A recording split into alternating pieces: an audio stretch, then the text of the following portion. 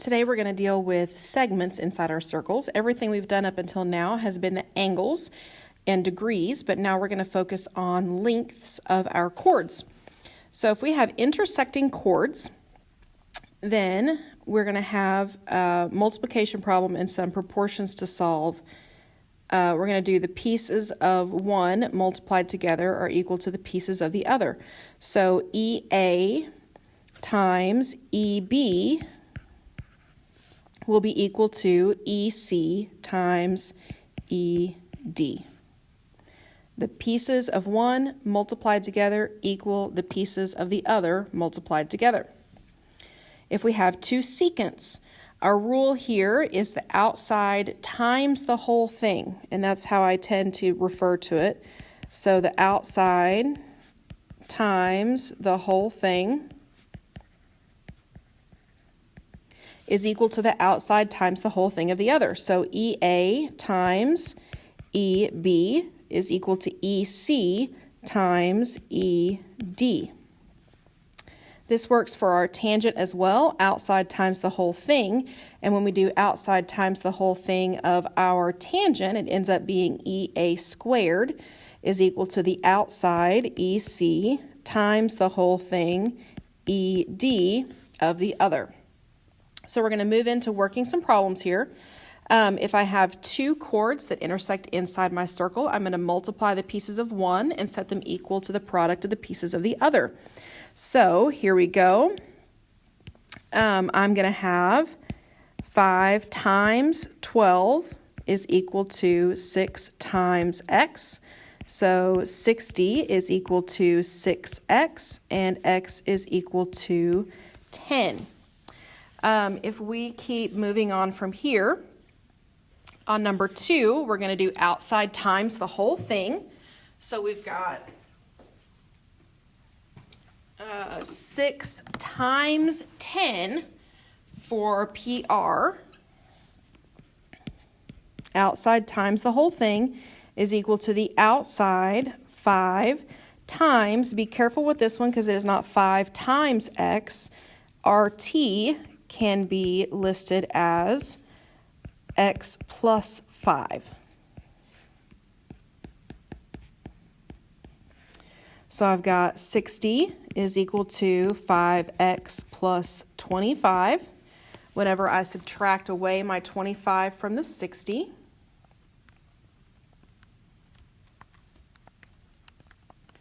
that gives me 35.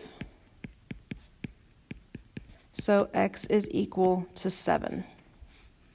Outside times the whole thing equals outside times the whole thing.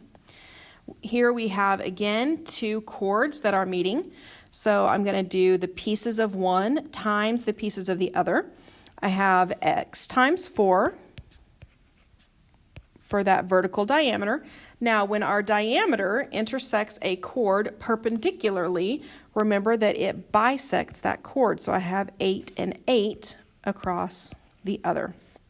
So 4x is equal to 64, and x is equal to 16. Number 4, we have a secant. So outside times the whole thing. Remember that this whole thing here is not going to be 2x squared. It's going to be 3x, x plus 2x. And outside times the whole thing will be 12 squared. So 12 times 12 is equal to x times 3x, outside times the whole thing. 144 is equal to 3x squared. So divide by the 3 first. 144 divided by 3 is equal to 48 is equal to x squared. And then when we take the square root of both sides, 48, I believe, is 16 times 3. 16 splits into 4 times 4, so I'm going to bring out a 4 and leave the 3, so x is equal to 4 square root 3. Number 5, we also have outside times the whole thing, so 12 times 12 plus 18, which is 30, is equal to 15x the outside times the whole thing, and 15 plus 17 gives us 32x. So let's go ahead and multiply these together. 12 times 30 will give us 360, and 15 times 32 gives us 480x squared. So we're going to divide both sides by 480. And when I do 360 divided by 480, I end up with 3/4 is equal to x squared. And when I square root both sides, this turns out to be the square root of 3 over the square root of 4, which then leads us to the square root of 3 over 2 as our x.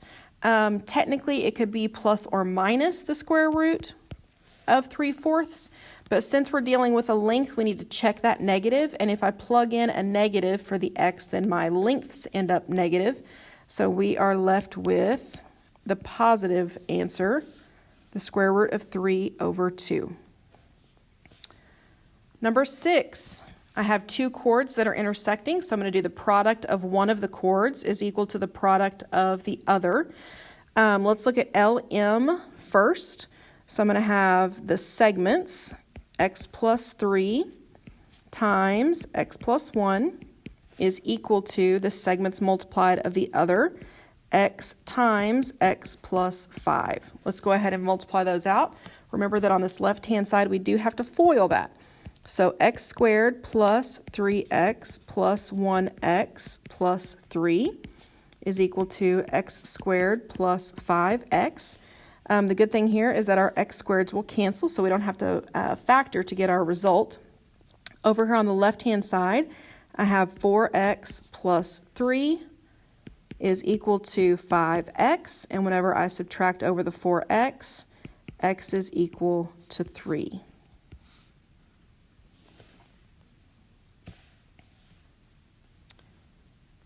All right, you're standing at point C, 45 feet from the point at a fountain in Pittsburgh, Pennsylvania.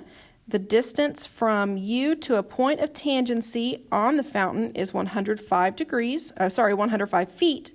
Find the distance, CA, between you and your friend at point A. So what we've done here is we just kind of redrew it a little bit bigger. We want to know the distance between you at C and your friend at A. So remember that we've got a few things here. We have a tangent times a secant. And what we're going to do is we're going to represent this secant of AB as x. So if I do outside times the whole thing, then for CA, the outside is 45 times the whole thing, which is x plus 45, is going to be equal to outside times the whole thing of the 105, so 105 squared. I'm going to go ahead and divide by the 45 now instead of multiplying that in. So if we do 105 squared, that is 11,025 divided by 45. That gets me 245 is equal to x plus 45. So whenever I subtract that 45, I end up with x equals 200.